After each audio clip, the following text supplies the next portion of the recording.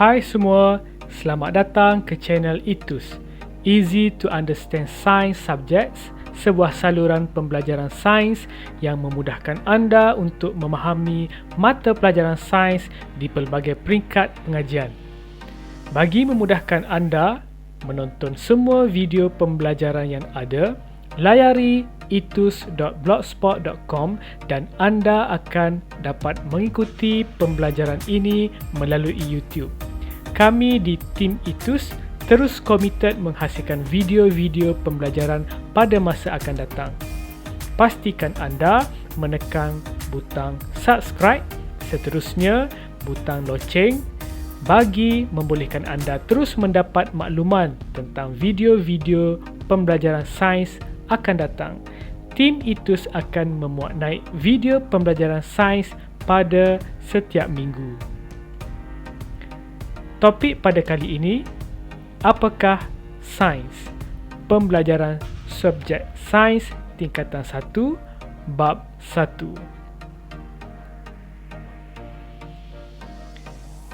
Sains adalah sebahagian daripada kehidupan kita. Cuba anda perhatikan gambar-gambar ini.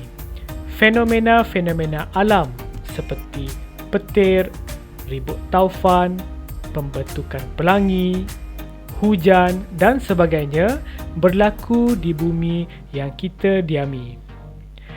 Melalui pemerhatian dan kajian yang dilakukan oleh manusia terhadap alam sekeliling, kita mampu memahami bagaimanakah fenomena-fenomena ini boleh berlaku. Definisi sains. Sains ialah disiplin atau cabang ilmu yang melibatkan pemerhatian dan eksperimen yang dilakukan dengan sistematik atau terancang terhadap fenomena alam semula jadi. Ada beberapa perkataan yang penting apabila kita membuat takrifan apakah sains, iaitu pemerhatian, eksperimen. Pemerhatian dan eksperimen dijalankan secara terancang atau secara sistematik terhadap fenomena alam semula jadi bagi membolehkan manusia memahami dengan lebih jelas tentang apakah berlaku di sekeliling kita. Baik, di sini ada beberapa gambar yang boleh menjelaskan tentang kepentingan sains dalam kehidupan seharian kita. Kita cuba lihat gambar-gambar ini satu persatu.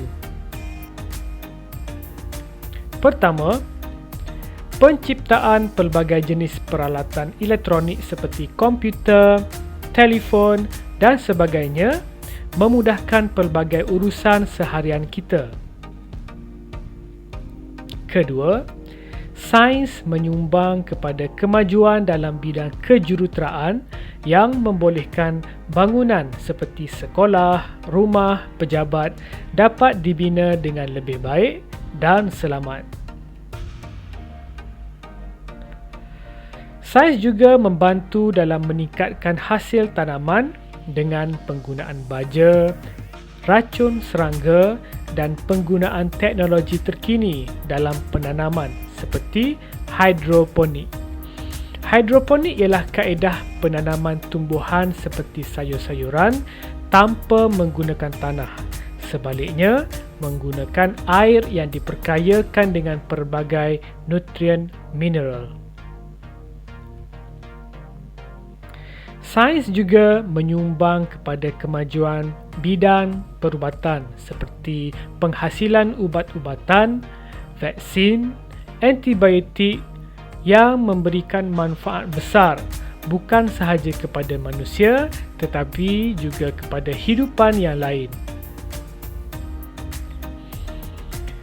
Sains juga menyumbang kepada kemajuan bidang telekomunikasi yang membolehkan penyampaian maklumat menjadi lebih cepat dan efisien. Sebagai contoh, teknologi satelit komunikasi membolehkan transmisi radio, televisyen dan telefon dihantar ke serata tempat di dunia dengan lebih cepat.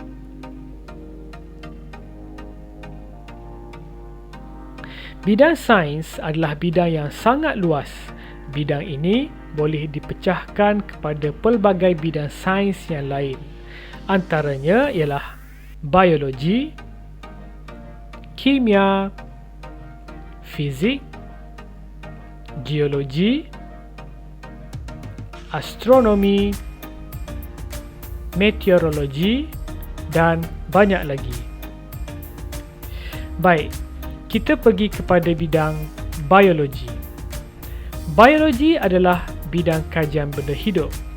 Antaranya termasuklah zoologi, iaitu bidang kajian mengenai haiwan. Fisiologi iaitu kajian mengenai fungsi bahagian-bahagian dalam badan.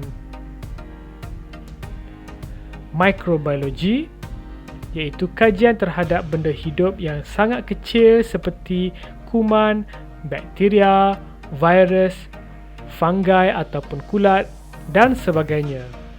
Kemudian botani iaitu kajian yang melibatkan tumbuh-tumbuhan.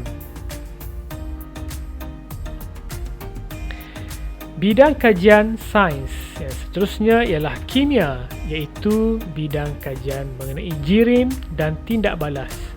Bidang kimia meliputi bidang farmakologi, iaitu kajian yang berkaitan dengan bahan ubat-ubatan. Bidang toksikologi atau kajian keracunan sesuatu bahan. Bidang forensik iaitu bidang yang melibatkan pengumpulan maklumat bahan bukti bagi menyelesaikan kes-kes jenayah. Dan bidang sains makanan iaitu bidang yang melibatkan analisis saintifik kandungan makanan. Bidang fizik pula adalah bidang kajian tentang tenaga dan kesannya terhadap jirim. Sebagai contohnya ialah penghasilan tenaga kinetik, tenaga elektrik dan sebagainya. Bidang geologi ialah bidang kajian tentang batu-batuan, tanah-tanih dan pelbagai jenis mineral yang wujud. Bidang astronomi ialah bidang kajian tentang planet, bintang dan pelbagai objek-objek yang wujud di alam semesta. Bidang meteorologi ialah bidang kajian tentang perubahan cuaca dan iklim. Baik, setelah kita mempelajari tentang bidang-bidang yang ada dalam bidang sains yang cukup besar ini, mari pula kita fahami tentang apakah kerjaya atau profession yang boleh diceburi dalam bidang sains ini. Yang pertama, bidang biologi. Antara profession yang boleh diceburi ialah sebagai ahli zoologi, iaitu pakar dalam kajian dan penjagaan haiwan. Guru mata pelajaran biologi. Ahli oceanografi, iaitu pakar kajian dan penjagaan hidupan laut. Doktor perubatan. Ahli botani atau penyelidik bidang tumbuh-tumbuhan. Dan ahli mikrobiologi, iaitu pakar dalam kajian terhadap benda hidup yang sangat kecil seperti kuman, bakteria, virus, fungi ataupun kulat dan sebagainya.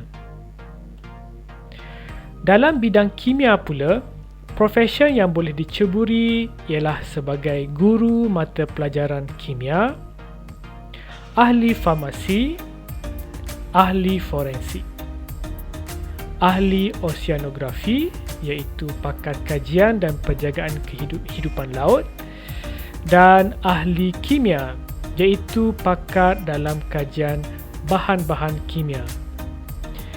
Kerjaya dalam bidang fizik pula ialah seperti ahli fizik, iaitu pakar dalam kajian sains fizik,